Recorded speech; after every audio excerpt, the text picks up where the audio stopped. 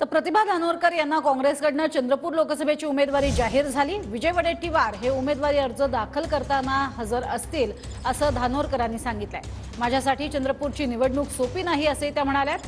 मात्र संघर्ष केल्याशिवाय माणूस मोठा होत नाही असंही प्रतिभा धानोरकर म्हणाल्या।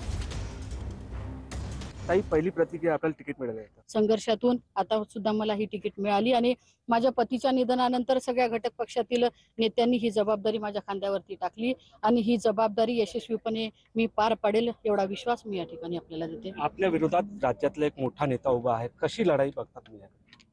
आपल्याला माहित आहे की माझ्या समोर विरोधी पक्षाचे उमेदवार म्हणून आदरणीय सुधीर भाऊ आहे, पण सुधीर भाऊ मुनगंटीवार यांनी अनेकदा विधानसभेच्या निवडणुका लढल्या, लोकसभेच्या निवडणुका लढल्या आणि या महाराष्ट्राच्या राजकारणात एक उमदं असं नेतृत्व, या चंद्रपूर जिल्ह्यातील एक मुरब्बी राजकारणी म्हणून त्यांची ओळख आहे। शेवटी ही लढाई माझ्यासाठी इतकी काही सोपी नाही आहे जेवढी आपण समजत आहोत। त्याच्यामुळे 1 to 1 ही निवडणूक होत जरी असली तरी अतिशय नियोजनपूर्ण आणि साध्य चांगल्या पद्धतीने मला ही निवडणूक लढवावी लागणार आहे।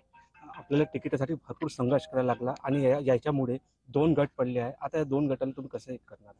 शेवटी 2 गट पडले जरी आपण म्हटलं असलं तरी भारतीय राष्ट्रीय काँग्रेस पक्ष हा, आपण नेहमी बघितलं असेल की हुकुमशाहीवर हा पक्ष चालत नाही। हा पक्ष भारतरत्न डॉक्टर बाबासाहेब आंबेडकर यांच्या संविधानावर चालणारा पक्ष आहे। राजा बोले दाढी हाले तसा कारभार या पक्षात अजिबात चालत नाही।